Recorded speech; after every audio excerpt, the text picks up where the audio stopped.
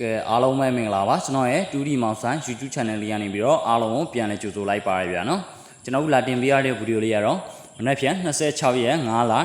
2026เนาะအင်္ဂါနေ့အတွက်ကိုနေ့တိုင်းကိုအောင်မြင်ပါတယ်ပေါက်ချင်ပါတယ်ဆိုတော့ YouTube အမျိုးတွေအားလုံးကဗီဒီယိုလေးကိုပြီးဆုံးအောင်ကြည့်ရှုပေးပါဗျာနော်ကဲဒီနေ့တနင်္လာနေ့အဖွင့်နေ့မှာဆိုလို့ရှိရင်လေနေ့တိုင်းရောမွေးကနန်း55သုံးရောเนาะမနေ့ကောင်းညအောင်အဆင်ပြေသွားတဲ့အတွက်အကိုရီမိုင်းအားလုံးဘက်ကလည်းနှစ်သီးစားအဆင်ပြေကြလိမ့်မယ်ကြားကြလိမ့်မယ်ပေါက်ကြလိမ့်မယ်လို့တော့ထင်ပါတယ်ဗျာနော်ကဲကျွန်တော်အခုအင်္ဂါနေ့အတွက်ကိုမဖြစ်မနေကြားရမယ်လေးလုံးခွေလေးနဲ့မင်းရောကနန်းလေးတွေကို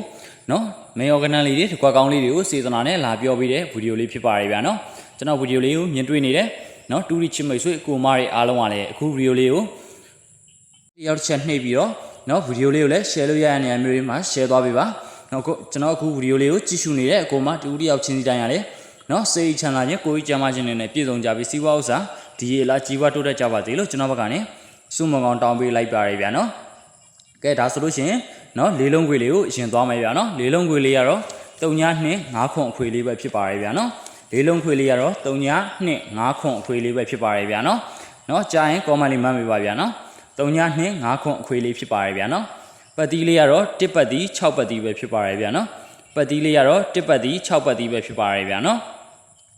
ကဲ main organ လေးတွေကတော့1နဲ့ပတ်သက်တဲ့ main organ လေးတွေကတော့10 1နှစ်1 4 1ခုံပဲဖြစ်ပါရဗျာနော်10 1နှစ်1 4 1ခုံပဲဖြစ်ပါရဗျာနော်ကဲ6နဲ့ပတ်သက်တဲ့ main organ လေးတွေကတော့6နှစ်6 3 6 8 6 9ပဲဖြစ်ပါရဗျာနော်ကဲ6နဲ့ပတ်သက်တဲ့ main organ လေးတွေကတော့6နှစ်6 3 6 8 6 9ပဲဖြစ်ပါရဗျာနော်